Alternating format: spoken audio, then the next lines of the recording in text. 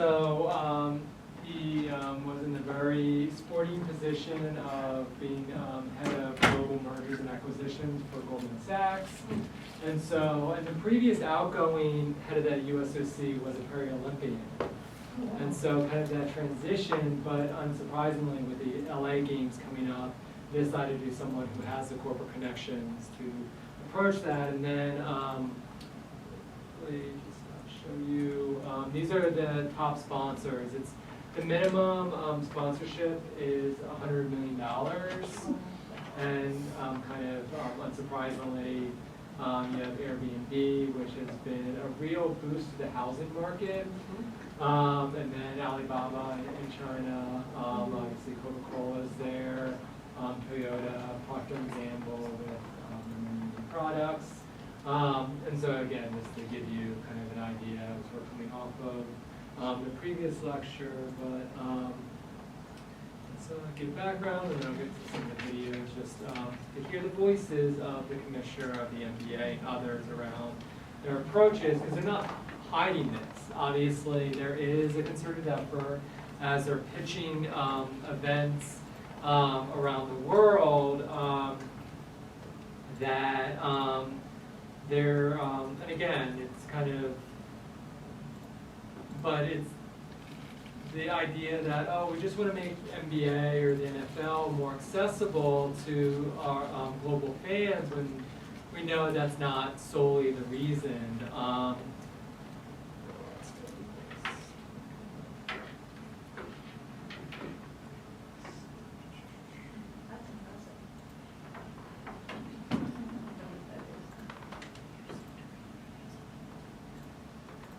And so,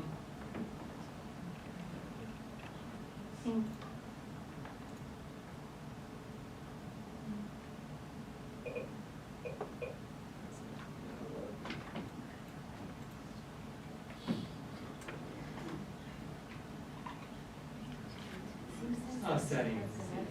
Oh, yeah.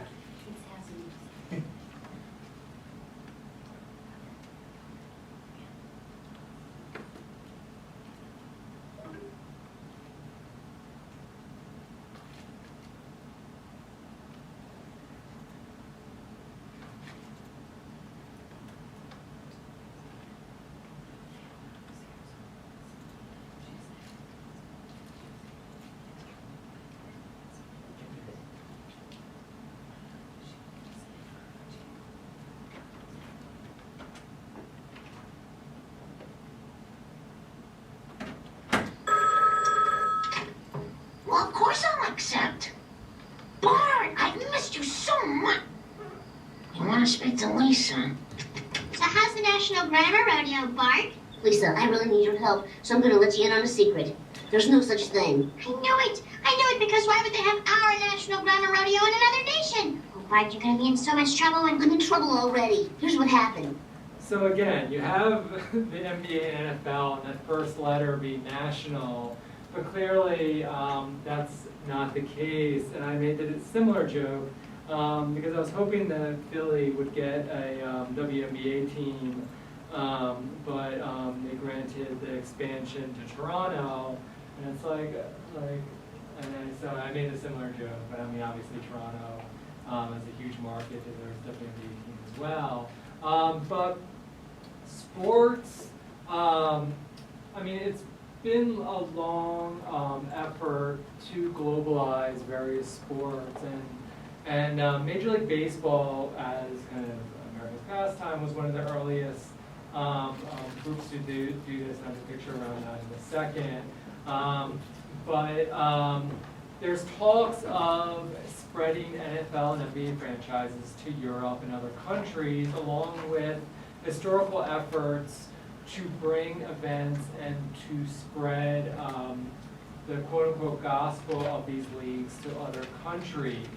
It's been unequal, though, that as much as the NBA has spread to other countries, we don't have the same, and the NBA is especially interesting because most countries have their own national basketball leagues.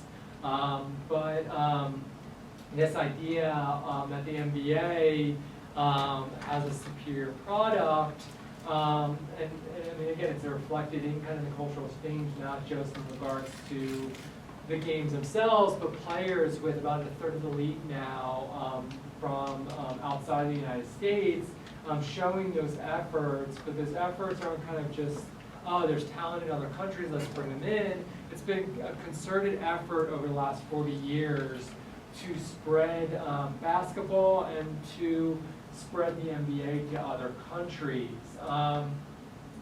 But also, it is cultural imperialism in the sense that it takes attention away from those other national basketball leagues for the sake of the NBA. And even with what is called the Basketball Africa League, which was an effort not just by the NBA, but it's a partnership between the NBA, Pepsi, Nike, and a few other corporations, not just to bring basketball and internationally to Africa, but to bring those products and bring those corporations into African markets as well. And Pepsi is especially fraught considering the privatization of water in Africa. And so, but it's not just leagues themselves, it's media partners, especially with the NBA negotiating its new media deal, that it's a way to spread their footprint to other countries, along with sponsors being able to enter new markets and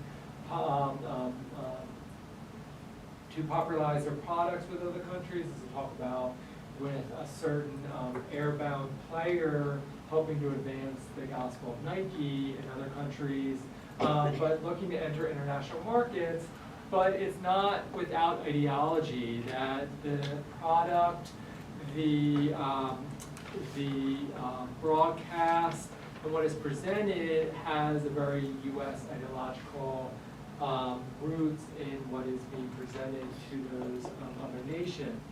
And one of the earliest examples is the several international tours done by MLB All-Stars, especially within Japan, and helping to spread baseball in Japan, which has become the most popular professional sport in that country. And it kind of, there's also the backstories of like Mo Berg as a spy and entering Japan, especially after Japan's invasion of Manchuria, and other issues, and Mo Berg actually being a World War II spy. And everyone's like, why is this kind of average player on this tour of all-stars? And then later was revealed that is actually spying on behalf of the United States, but helping to grow the sport. But it wasn't kind of in the idea of spreading Major League Baseball, it was just the idea of spreading baseball more generally. But kind of even before World War II, again, as I talked about with that tour, but much like with the Olympics, there's often a level of cultural imperialism because, and as I'll show in a second, the idea that, I mean, baseball is not kind of a sport that was invented out of nothing. That's obviously an evolution of bat and ball sports, including cricket. Similarly, football is a combination of soccer and rugby. And if you actually look at, there's a battle in the mid-19th century over what were going to be the rules of football. That if you kind of look at what is seen as one of the early football games between Rutgers and Princeton, it actually looked more like a soccer match than it did a football game. And there was kind of two kind of approaches, that more soccer-based approach and then more kind of rugby football, what we know now as American football-based approach. And there was a match between McGill University and now I'm forgetting the United States team. I believe it was Princeton, might have been Harvard though. And they played one game with soccer rules and one game with what we know now as American football rules. And eventually the American football approach won out. And that was mainly led by Ivy League universities, which led to the formation of NCAA, which is another issue altogether. But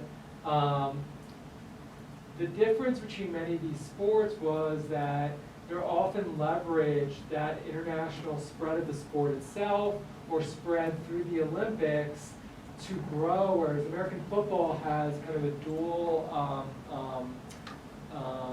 dual challenge of both spreading the NFL but also spreading American football in general. And I'm a huge football fan, but knowing and talking to friends who try to get into the sport, they ask, why is it so slow? And within a 3-hour football game, is anyone going to take a guess how much action actually occurs in a 3-hour football game? Sorry. It's 17, but so in 6, yeah, and so actual plays that go on, it's 17 minutes, and a lot of that is again, the rest is just kind of preparing for the next play, lining up and things like that, along with taking injured players off the field, things like that. And so they've been able to dominate the U.S. landscape, becoming and surpassing Major League Baseball actually in the 70s, becoming the most popular sport domestically, but struggling to leverage that popularity internationally. And again, I shared this before, but in a different context, it's again an NFL game with all these kind of military ideologies and imagery. And one of the interesting things around this is NFL players are actually not required to stand on the field for the national anthem until 2007. And that was partly due to the Department of Defense starting to pay the NFL for these military displays, military reunions, and things like that. And so the Jets were the biggest beneficiaries of that funding as an individual franchise. Both the league and individual teams would take on sponsorships with the Department of Defense. And so some of these early attempts were came in the form of international exhibitions. Some of that was for, like, the American Bowl was playing games in Germany and Japan between as a preseason game, two NFL franchises. Now the McDonald's championship, and yes, that is at McDonald's who sponsored it, were the first McDonald's championships were between, I'm trying to think of the team, I think it was the Milwaukee Bucks and the Soviet Union, and then they started taking on other nations, which continued into the 90s.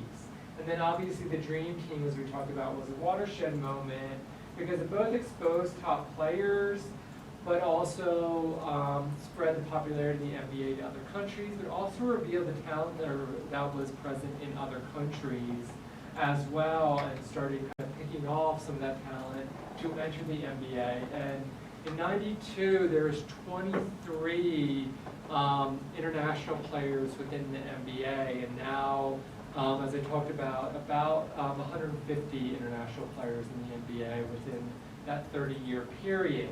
And the NBA has also been in the forefront of global technology, allowing it to the league to spread beyond borders. And I'll talk about that in a second, but I want to pull up a couple of videos before that. First is, I'm not going to show this whole thing. So just to talk about a little bit, this is more kind of a PR piece, but just looking at this legacy of the Dream Team. Vegas last night in their first exhibition game for the 2023 FIBA World Cup roster, dismantling Puerto Rico by 43 points, and that margin of victory, it's significant. Now, one interesting thing is Puerto Rico competes as its own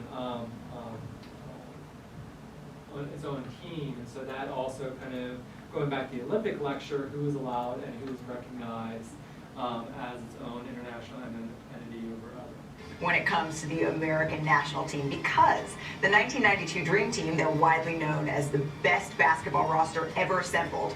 They won their 8 games by an average of 43 points at the Barcelona Olympic Games. And on this day, 31 years ago, that roster, which of course boasted 11 Hall of Famers, it won their gold medal game against Croatia to cap off one of the most prolific displays of dominance in the history of team sports. Our Jeremy Schaap, he revisited the Dream Team's story on their 20th anniversary, and 11 years later, their legacy remains.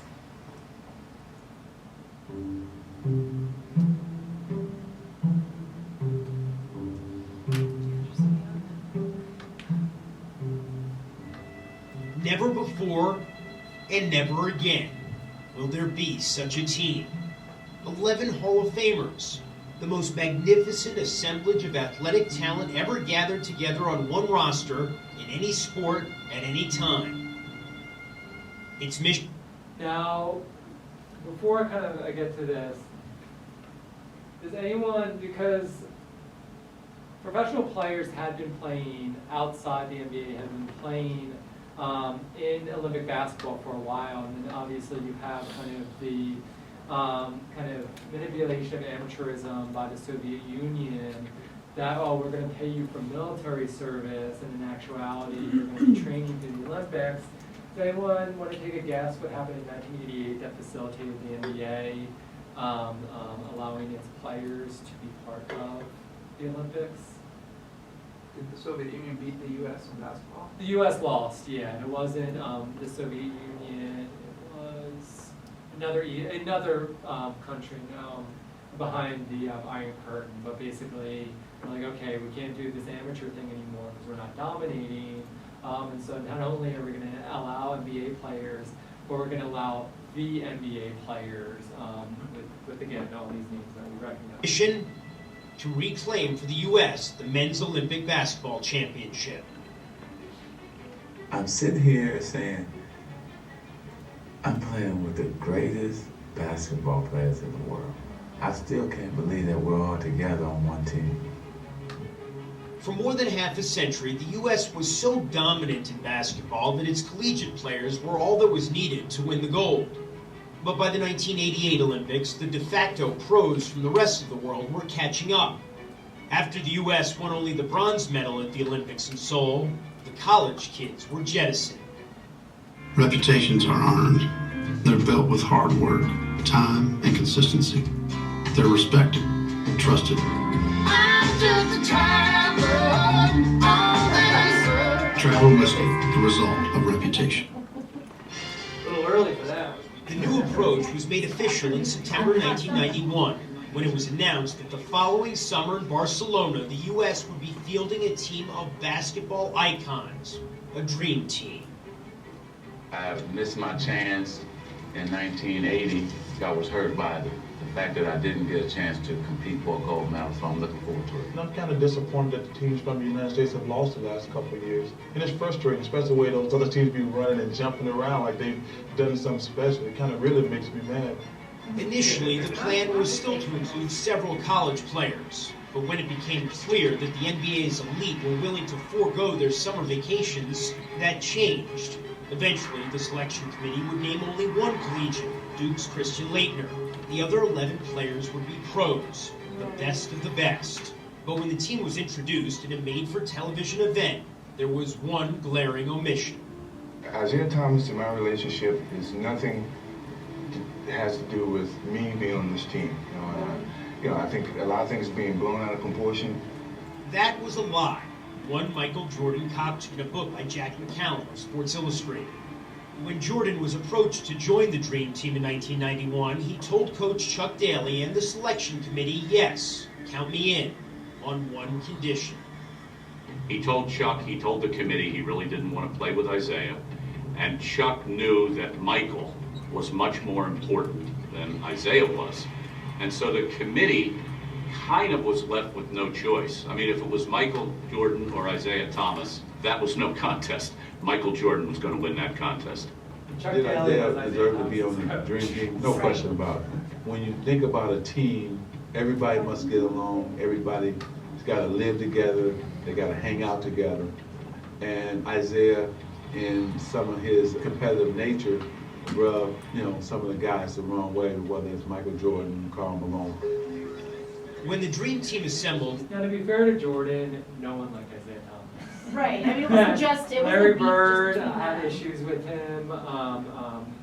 Magic was okay, but actually their relationship kind of, especially after.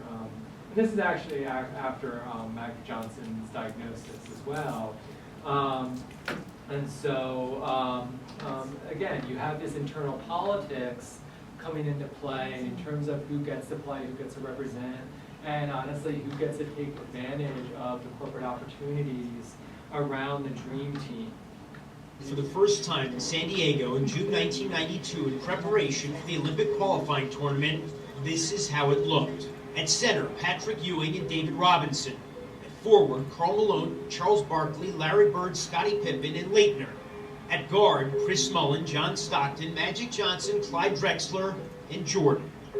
Bird and Johnson, the team's unofficial captains, were both at the ends of their careers. Bird was hobbled by constant back pain. Johnson had announced the previous fall that he was HIV positive. His enthusiasm, though, hadn't waned. The anticipation was wearing me out, because I was so excited. And now I'm finally here, and I can relax now and do what I know how to do, what I do best, and that's just play basketball. How do you feel, Larry? Good, thank you. You be okay? I better be everything. I better be. Hey, we should have you go. We're the best players in the world. But you, I don't know what you do for a living. You probably got an ego. So everybody got an ego. It was merely a scrimmage, but the Dream Team did lose to a team of college all-stars, powered by Michigan's Chris Webber and Duke's Bobby Hurley. For Chuck Daly's purposes, it was the best of all possible outcomes. He basically wanted to send a message that you could lose. And so in a short scrimmage, he pretty much orchestrated a loss. We were making a comeback. He got up, called practice. And we were like, no, coach. Let's play another one. Nope, we'll play it tomorrow. And that right there stuck in our craw all night. It gave us a sense of urgency and showed. Fast forward a little bit in terms of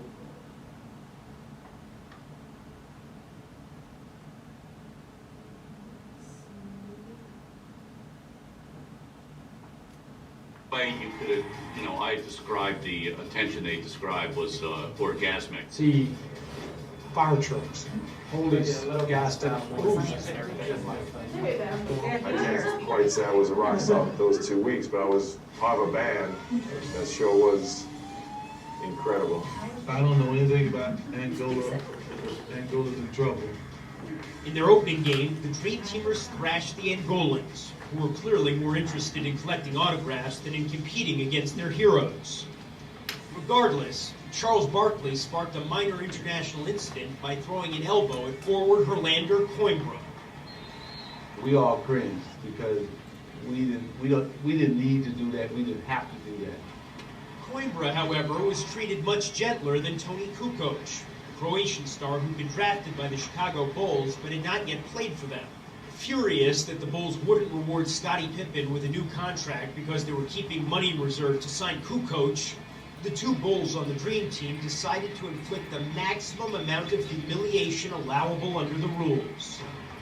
That morning of the bus ride to go to shoot around, Michael said, look, I got him. I don't want no help. I'm going to shut him down. And Pippen said, no, you got to give me some of them too. Jordan and Pippen made Kukoc suffer for the Bulls' faith in him. He scored just 4 points and was completely shaken. I just say this, I felt... It's obviously part of the Olympic spirit. And then also kind of fast forwarding past Karl Malone, considering his reputation as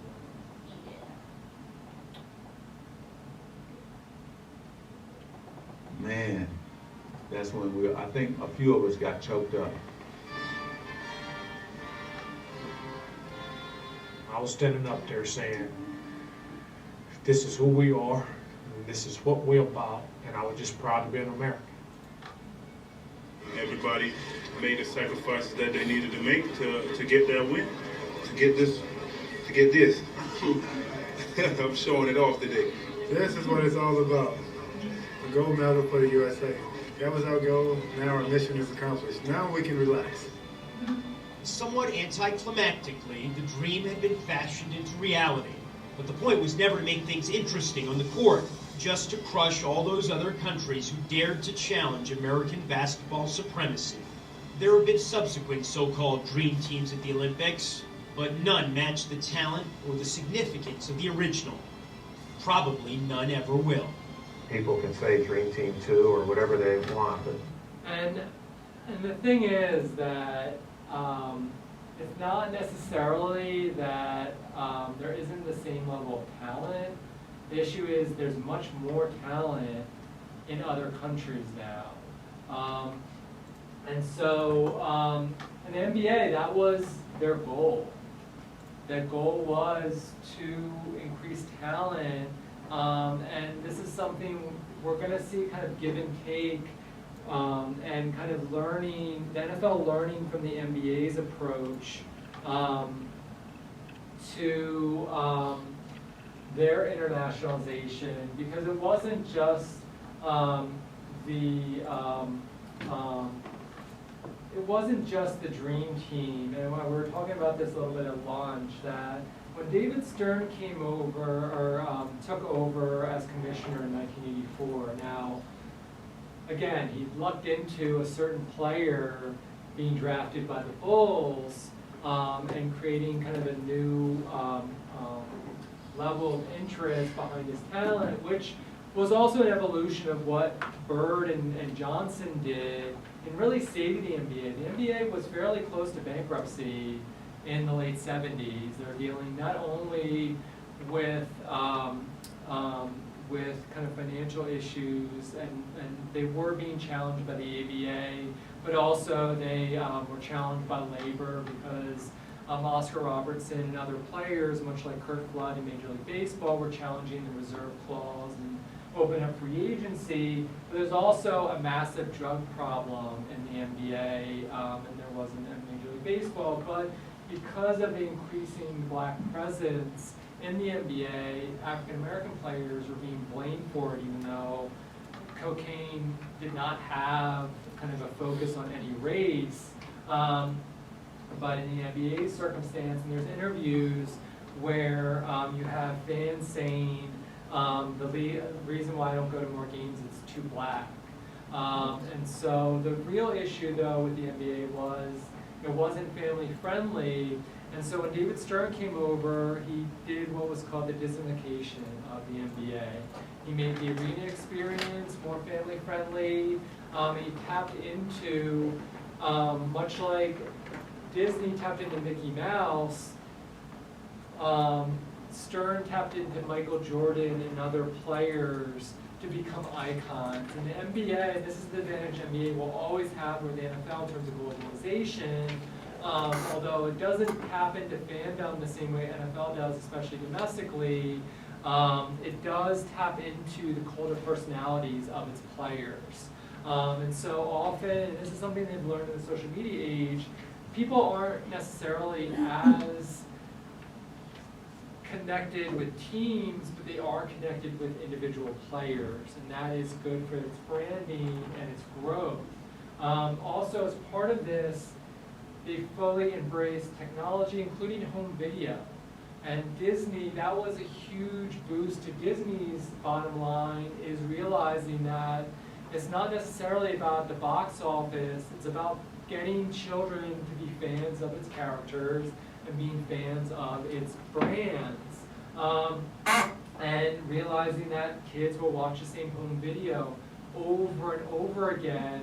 And so these highlight videos, and believe me that I had an entire shelf of them growing up, of Come Fly With Me, which was Michael Jordan's highlight video, or 100 Greatest Plays in NBA history, was a way to, when the games are not being played, to embrace fandom. And they only continue that. They were the first league to have a website. They're the first league to have over 1 billion followers on social media.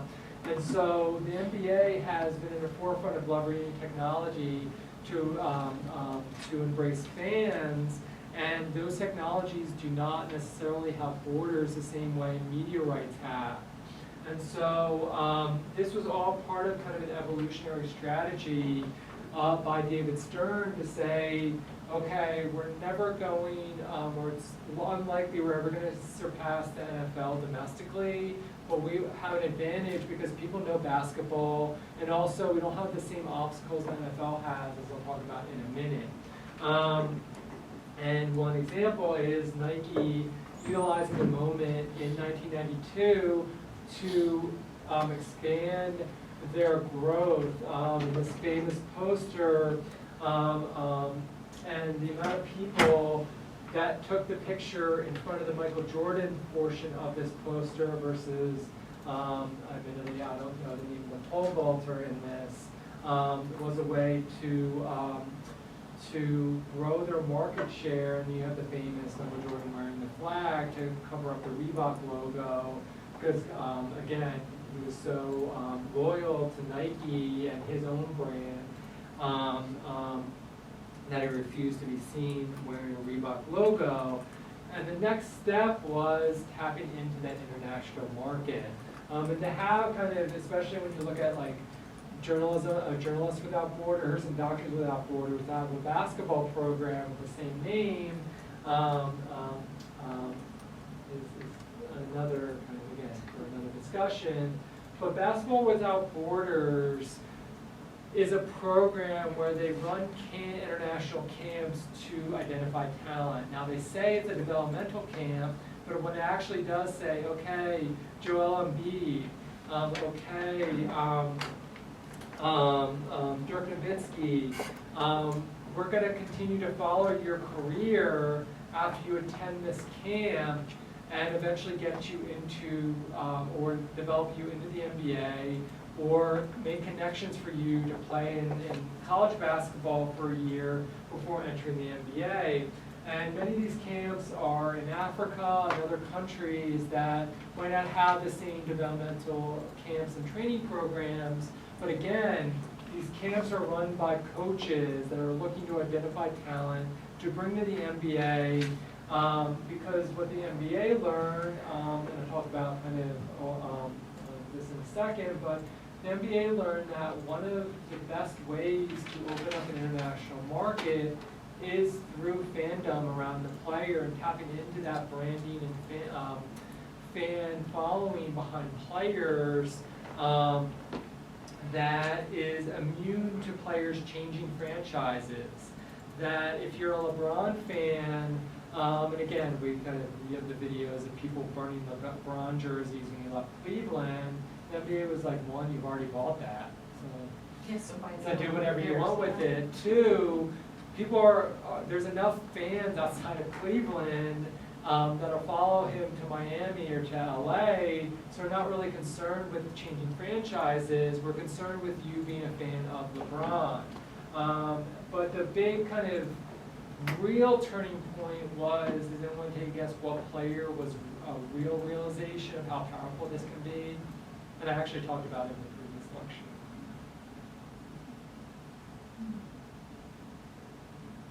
He was very tall, and I mean, we're talking about NBA players, but he was especially tall. What? Are you talking about an American player like No, Shaq? Or international player. He was young. Yeah. That what he meant for the China market.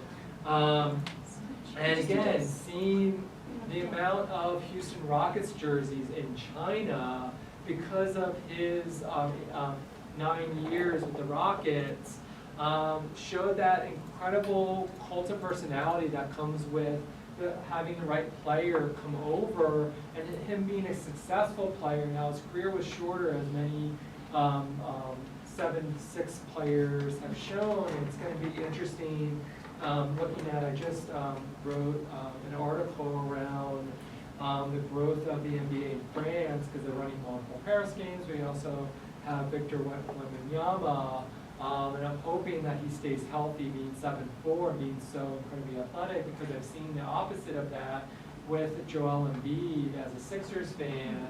And he's having an incredible career, but remaining on the court is an issue. But also you have that political aspect as well. When Daryl Morey came out pro-Hong Kong, China stopped playing all NBA games for nearly a year. Even though the NBA kind of tried to bring back those comments, losing that market, even for that year, cost them, they'll never reveal the numbers, but at least $2 billion, if not significantly more.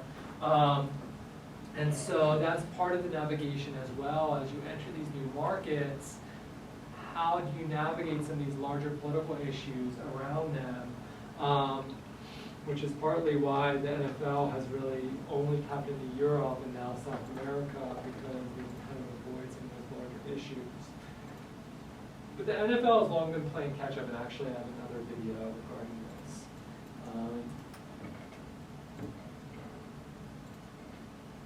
And Dave Zirin is an incredible scholar of sport, and I show a number of his documentaries, which are on Canopy, like More Than a Game, and American Politics Within Sports, and so those are great resources to kind of look at this from a bird's eye view, but in talking about the NFL. With me by bringing up NFL games in London. I am convinced those stands are packed with study abroad students on their way to Amsterdam. So why is this the case? Why do other countries reject our football as a point of pride, especially when our other cultural products like music and movies or other sports like basketball tend to spread around the globe like wildfire? Now, I've heard some explain this by saying, well, the USA is a violent country, so people love a violent game. And that's true. While that sounds smart, as Jules Winfield said in Pulp Fiction, that shit ain't the truth. I mean, now, the violence is an important part to recognize, not necessarily that kind of our love of violence in the United States, but that is one of the apprehensions for the NFL and American football from spreading. Now, as we'll talk about in a minute, they found a way to circumvent that a little bit, but ultimately, kind of, it's not just violence in terms of fandom, it's a violence in terms of injuries and apprehension around having younger players develop within American football because of the concussions and other issues, along with equipment cost and the sheer numbers that are needed to field a traditional American football team. There's violence across the world, and yet that doesn't make people football fans. So what is it about this country that makes football our addiction of choice? Why are TV ratings, even in our fractured culture, always on the rise when it comes to football? To understand why, you have to look at everyone's favorite subject in high school, history. So let's take a trip in the Wayback Machine and explain how football got baked into the cake of this country's psyche. Football began to flourish here at the turn of the 20th century, not as a fun diversion for kids, but to aid a U.S. foreign policy obsessed with dreams of a global empire. Those dreams existed side by side with the fear that the children of the wealthy, the ones supposed to lead this conquest, were too soft, too weak, too quote-unquote unmanly for the task of running the world. Now, this is hard for us to envision today, because football draws most of its players from poor and working class backgrounds, and the majority of NFL players are black. But football started as a sport for privileged white elites on Ivy League campuses, as a way to toughen up this new generation to lead what was called the American century. That's why this new game of football was embraced not only as a sport, but as a training ground for war, openly. And not surprisingly, So really quickly, Harvard, even kind of, they used to have what was called Bloody Sunday, where they just beat the shit out of each other. And kind of saying it's football, but they would just, and this idea that those coming out of these top schools that kind of have the connections would ultimately run the country were not tough enough, and kind of Teddy Roosevelt being behind that. And Teddy Roosevelt is responsible for saving American football from being banned across the country, because those schools and the administrators of those schools were like, okay, maybe we need to toughen them up, but the year where year before the NCAA was formed to regulate mainly football before it adopted other sports, there were 120 deaths in football and over 1,200 serious injuries. And this was not played nearly as extensively as it did today, and so Roosevelt knew he needed to do something. But he also loved football, and so he helped organize NCAA as a result. The ultimate imperial war hawk, President Theodore Roosevelt, was one of the earliest and most prominent promoters of the sport. In an 1893 piece called The Value of Athletic Training, Roosevelt defended football, writing, "All of the masterful nations in history encouraged rugged sports." He believed that athletic training in football could build a new Anglo-Saxon super race ready to stand astride the world. So football was born intertwined alongside ideas about white nationalism and imperial expansion. And these early games were so violent that dozens of young men died on the field of play. And when newspapers started to report the shocking number of casualties and the grim reality that football had essentially become a death harvest, many prominent thinkers called for its elimination and even its abolition. The NCAA was actually formed initially to find a way to lower the body counts in the face of a torrent of criticism. In other words, my little rant here is not just hindsight, but people back then recoiled, not just from the violence, but the ethos of the sport as well. Now, within the rule changes, and I think he mentions this, but does anyone want to take a guess what major rule change is credited for saving football? Forward pass. And so before that was illegal, and so that opened up the sport a little bit, so it wasn't kind of just mashing each other's heads to death. And again, it's still, and also equipment and things like that came into play as well. But again, the forward pass is often credited to saving football and honestly making it more entertaining, because also fans didn't know what was going on in the scrum or in the line of scrimmage as a result of the way the sport was being played at the time. Charles Eliot, the president of Harvard, pushed for an abolition of football altogether, writing in 1915 that it was, quote, "a fight whose strategy and ethics are those of war, where the weaker man is considered the legitimate prey of the stronger, all of which sets up the wrong kind of hero." But Teddy Roosevelt and other defenders of the sport were not having any of this Ivy League powder puff moralism. The one-time Rough Rider blasted Eliot and Harvard for wanting to quote-unquote emasculate football. Roosevelt's belief that football was a necessary antidote to male effeminacy was so intense that he once wrote that he would disinherit his own sons if they didn't play and would, quote, rather see one of them die than have them grow up as weaklings. So why is football so baked into the cake of the United States? Here's the answer. It's imperial ambitions and a ruling class fear of losing a masculine edge in a society where rich kids tend to grow up as soft as a duck feather pillow. Now fast forward to 2023 and it's amazing how little has changed. The GOP in particular has become the party of white male panic. Their platform is fear-based, fear of declinism, fear of the other, and fear that we... So I'll leave him to kind of make his political. And kind of reminded me, has anyone seen the George Carlin piece that he compares baseball and football? And so, I mean, I might as well just show it. It's one of his classic. I was just watching his documentary on HBO. It's really interesting to kind of see his evolution.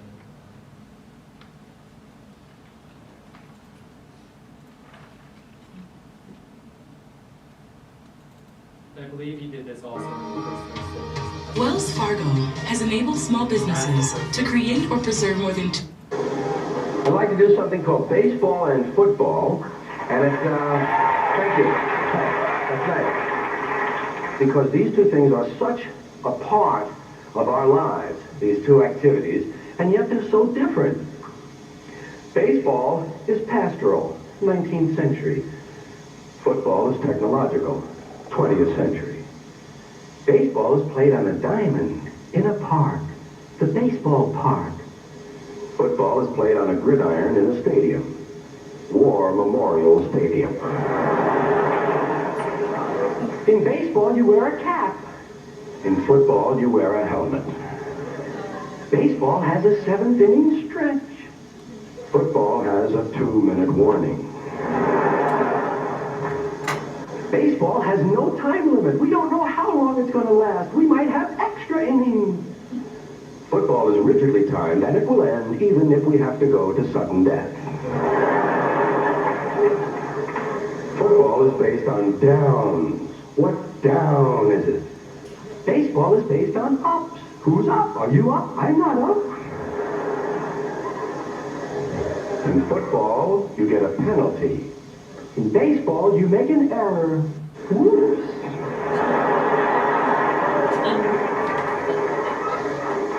In baseball, in the stands, there's something of a picnic feeling. You know, emotions may run high, but there's not that much unpleasantness.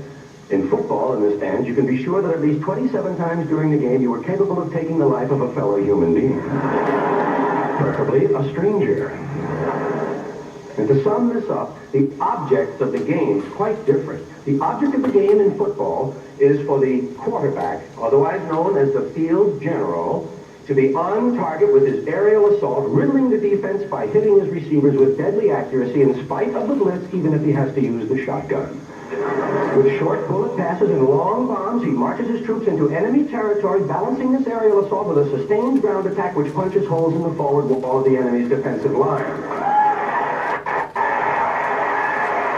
So even in the rhetoric around football, it's very war-focused, and again, as Aaron brings up, imperialistic.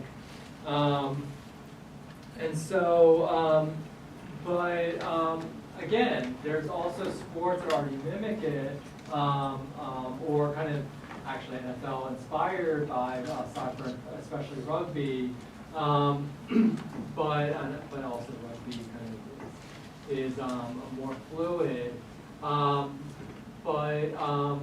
They started trying to kind of expand, kind of doing, again, the American Bowl, doing a few games in Tokyo and things like that, and they weren't getting much kind of growth. And so one thing they ultimately did was create NFL Europe as a developmental league for the larger NFL, saying, but it's also saying, okay, we don't want our kind of top players to be a part of this, and so you get our developmental players and our minor league players to be active within this.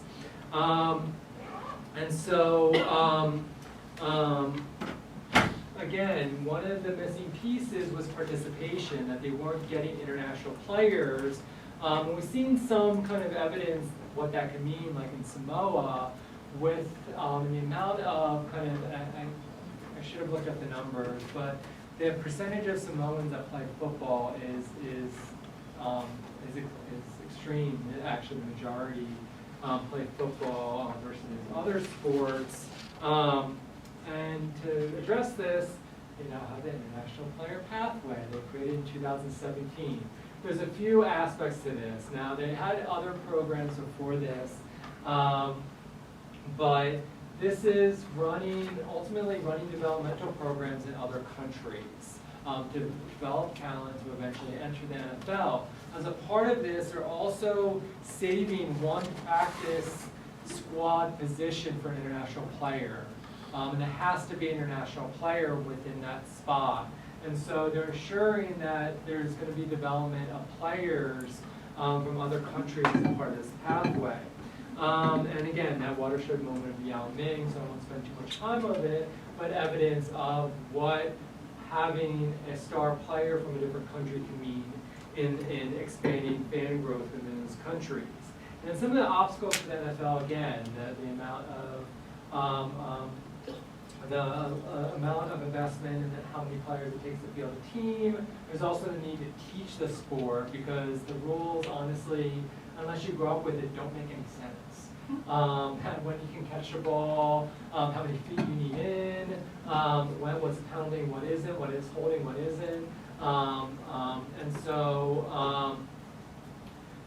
it's that need to teach and things like that. And kind of, I talked about this at lunch, I mentioned it.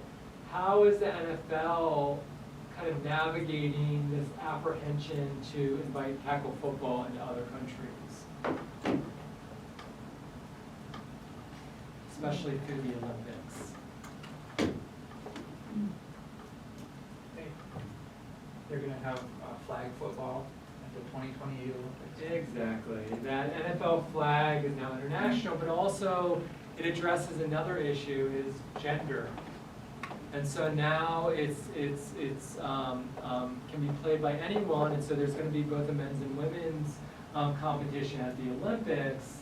And so with NFL flag football, which the NFL was strongly lobbying for, if not fully responsible for the funding for that lobbying, because it just, I don't want to say it came out of nowhere, but you have a collection of sports that have much longer history of international competition, and then all of a sudden, and obviously it being in the United States is part of that motivation, but also all of a sudden being like, yeah, NFL flag football is now an Olympic sport. A lot of people were not familiar with those efforts, but NFL were like, well, what about lacrosse? What about all these other international sports that are already present? And it's like, oh wait, you have this organization that has billions of dollars at disposal to market itself, and so ultimately there you go. But also as a part of this effort, they're literally piecing out the rest of the globe in terms of marketing.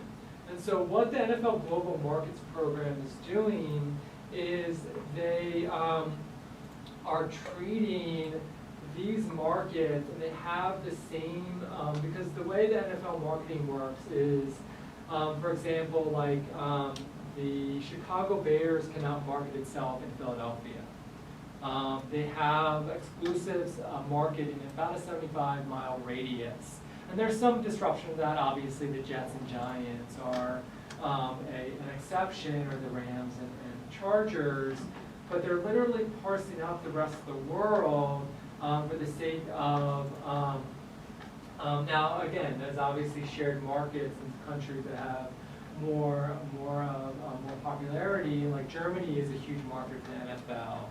They realized that by the time the NFL Europe was nearing its end, all but one team was in Germany, because that's where the fandom was for American football.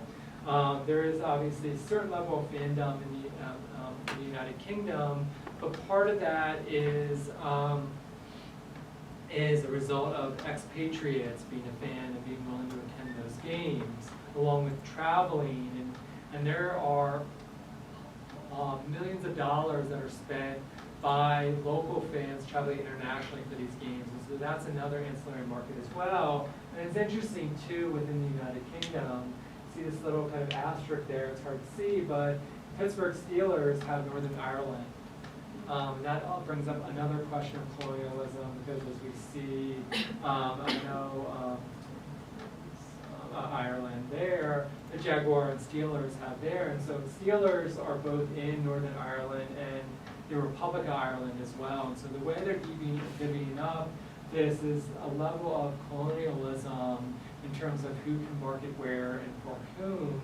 And so that, along with the NFL using digital platforms as well, with, I know Dawson has paid about $1 billion for the international rights, but also the NFL is facing a massive lawsuit over Sunday Ticket, the way they market it, and it's been discovered, and this is kind of one of the issues with that, to watch every NFL game, it would cost you $800 next season.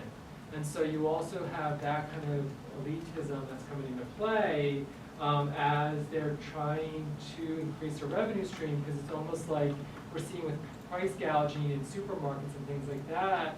As long as people are willing to pay, we're going to continue increasing prices.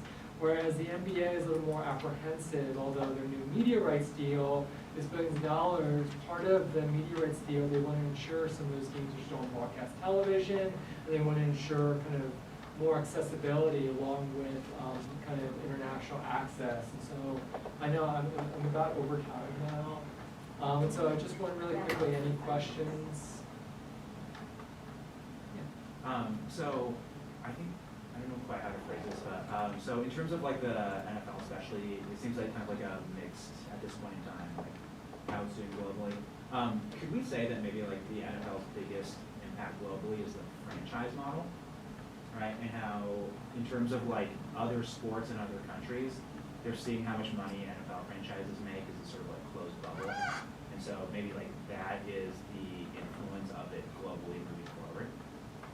Yeah, and I think they're figuring this out exactly with that ultimately, as I said before, the NBA is a player-driven league, whereas the NBA needs to figure out how to make its franchises popular internationally, because even no matter how popular Patrick Mahomes is or other players, you're still a sport that's has a base of 1,500 players, which is 450 with the NBA, along with growing up with that fandom.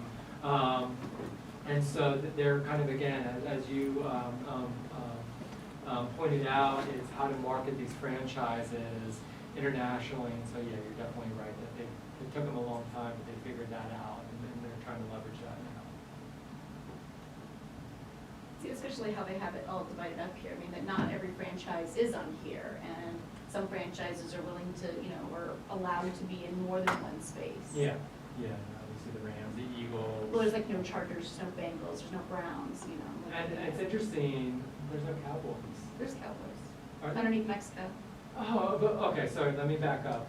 And so there is Cowboys, but also, well, partly because there is fandom. But they also, Jerry Jones refuses to play in Mexico because he doesn't want to take money out of AT&T Stadium. And so there would be a huge draw when they open the stadium back up in Mexico City. He stated that he has no interest in that, but he will market this team to that. And so, sorry, I forget. He'll sell his jerseys there. Yeah, exactly. There to play. Exactly. Sure. And so, but the Raiders are more than happy to go to Mexico. Okay. So I appreciate, and again, if any questions come up, if I can support bringing this into the classroom, I'm on the, please feel free to email me. I'm happy also to kind of exchange numbers and things like that. I've taught this in high schools, to high school students, and kind of embracing and utilizing kind of their knowledge and fandom, but then also question kind of their approaches in terms of the business models and marketability, especially not just globally, but also even domestically as well, especially kind of as Dave Zirin said, kind of the reliance on more working class players. Well, what does that mean for their health and for their long-term career goals as well? So, but I really appreciate your time. I really appreciate this opportunity.